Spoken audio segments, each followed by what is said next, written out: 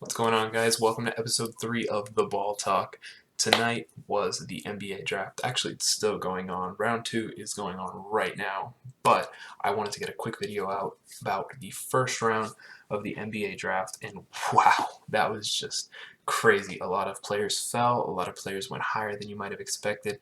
I wanted to get into the top 3 that we've been talking about for so long.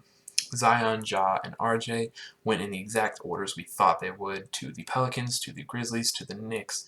Overall, I think all three of these teams are happy with their picks, but one thing I really do want to talk about is David Griffin and what he's done with that Anthony Davis trade, because you look at it, he traded that 4th pick to Atlanta, dumping Solomon Hill's contract, getting the 8th and 17th pick back out of it, getting good players at those spots. I'll talk about that in a minute. And overall, he just really did. It's looking like he's going to win that trade. We'll have to see what goes on with the Lakers first, but wow, David Griffin.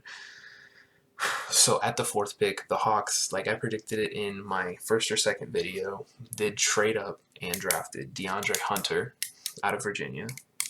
And I think that's a really good pickup for them. He was a lot of top teams' big target, even though I thought Jared Culver would be a lot more coveted by the top teams. But you know what? Whatever floats their boat, you know? DeAndre Hunter will be a really good piece to go alongside Trae Young, John Collins, and Cam Reddish, who they picked at number 10, who they got from the Mavericks last year. So right now, that trade ended up being Trae Young and Cam Reddish for Luka Doncic, which it seems like that's a pretty fair, even trade considering how Luka Doncic and Trae Young look, as well as the added addition of Cam Reddish. Another thing I want to talk about is the Cavs picking up Darius Garland. I'm not sure how great of a pickup that's going to be. Now they have two 6'2" suspect on defense, ball dominant point guards in their backcourt. I don't know what they plan to do there. I still think they should have taken Jarrett Culver or maybe traded down, try to get a Rui Hachimura maybe.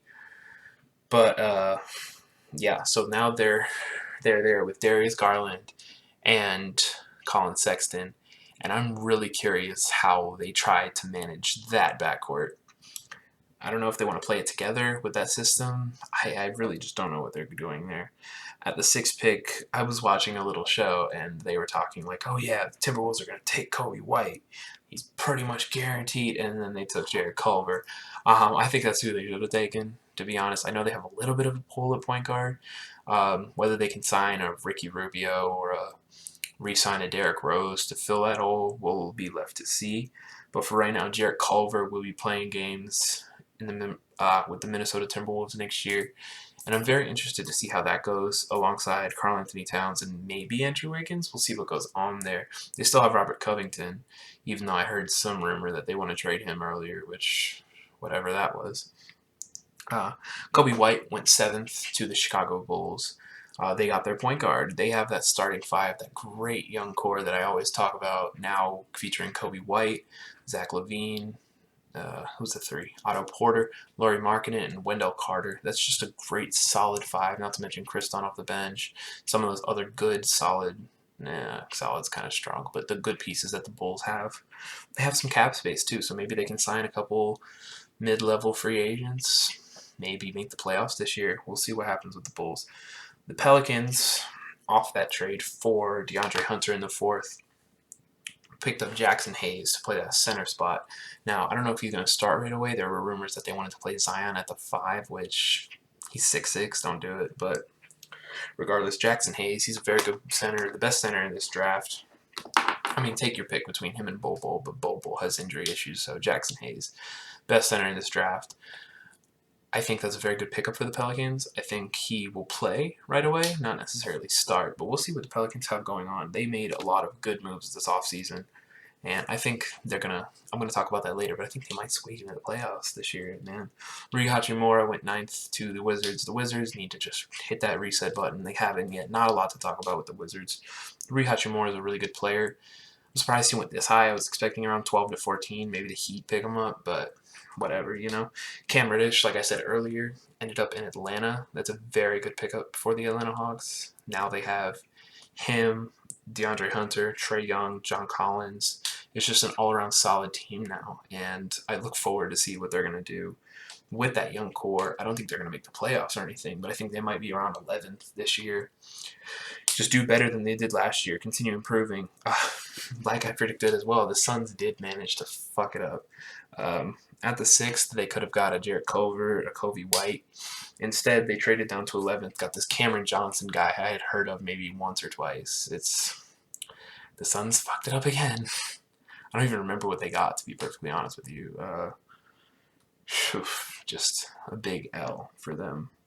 I mean, Dario Saric, yeah, they got Dario Saric out of them, but I still think it was a big L. I think they needed the point guard more than they needed that. Maybe they're counting on D'Angelo Russell, but I don't know. PJ Washington ended up in Kentucky. Loved his suit tonight, first of all. Out of Kentucky, ended up in Charlotte. Sorry, my notes are kind of off, but I think that's a decent pickup for Charlotte. They are really, if they're banking on keeping Kemba, they do need pieces around him literally everywhere, so any player is a good pickup at this point. Tyler Hero is going to Miami. I don't know a whole lot about him. I know he was decent, highly touted, but it's a decent pickup. Romeo Langford going to the Celtics, and I want to talk about the Celtics. They've passed up on Bol Bol 3 times, and it could be 4 to be honest. No, round 2 hasn't even started, but it's supposed to start very soon. They've passed up on Bol Bol 3 times after trading Aaron Baines for the 21st pick, which I'll get into later. That's just ridiculous. They need a center, and they're passing up on the second best center in this draft. I don't care if he has injury issues. But now that we're out of the lottery, I'm not going to go over every pick, just a few that I'm interested in. Luka Samanic, or however you pronounce that, I think he might be something decent under Greg Popovich. He's an international player. Pop loves to turn those around all the time. Maybe in his last couple of years, he can make him into a solid role player, maybe even a starter. Matisse Thybulle, I just like his name, but I have heard of him. I've heard good things about him. I think he'll be decent for the Sixers off the bench. They do need a bench. So, like I said, the Celtics traded the 24th pick to the Suns for Ty Jerome, a shooting guard. I think he's a combo guard. I'm not sure. But so Celtics 3 times passing up on Bol Bol as they drafted Grant Williams with the 22nd power forward. So I don't honestly know what's going on with the Celtics. A player that fell a lot farther than I thought he would have is Nasir Little. He fell to the 25th spot. He was the 10th overall ranked player according to ESPN, and he fell all the way to 25 of the Trailblazers, and that's a really good thing for those Trailblazers. They have another solid player to match up with those core 3 that they have, assuming Yusuf Nurkic is back next year. I think he might not start right away, but he'll be decent off the bench and probably earn a starting spot by the end of next season. Keldon Johnson, also another steal. ESPN had him ranked at 21. He was very decent in college, so I heard a lot of good things about him at Kentucky, and you have to remember he played alongside a lot of players, like just going over who was drafted in the first round. Tyler Hero, PJ Washington, all played for Kentucky, and along with Keldon Johnson, and he was still putting up decent numbers in college off good shooting splits. I have a Spurs fan as a friend, that's why I'm talking about Luka and Keldon and all of them. I've heard a lot about them tonight, but I'm very interested to see what those two will do under Greg Popovich. And the player I predicted would be the steal of the draft. Ooh, something happened, actually. Kevin Porter Jr. At first, he was drafted by the Milwaukee Bucks. Now he's been traded to Cleveland. That happened as I was doing this. Dude? Yeah, wow. So, Cleveland Cavaliers have picked up Kevin Porter Jr., who I said would be the steal of the draft. I think that drops Darius Garland to the bench for that Cleveland Cavaliers team. That's very interesting. That little overview of the first round, I'm very interested to see what is to be made of all these players. If I had to give winners and losers of this first round, I'd say the winner was probably just the Atlanta Hawks. Altogether, maybe the Pelicans. They picked up some good players, got some good assets, got rid of Solomon Hill's contract. But if I had to give a draft winner, not just a draft day winner, it would 100% be the Atlanta Hawks. Picking up 2 top 5, 6-ish prospects. Yeah, ESPN had Cam rated 7th, DeAndre Hunter rated 5th. That was very good drafting by the Atlanta Hawks, and I look forward to see what they'll do alongside Trae Young. If I had to give a loser of this draft, probably either the Celtics or the Suns. The Suns traded themselves out of Kobe White and Jarrett Culver and drafted Cameron Johnson, as well as trading up to select Ty Jerome, which is a player I've heard of, but he was playing with a lot of other good players like Kyle Guy and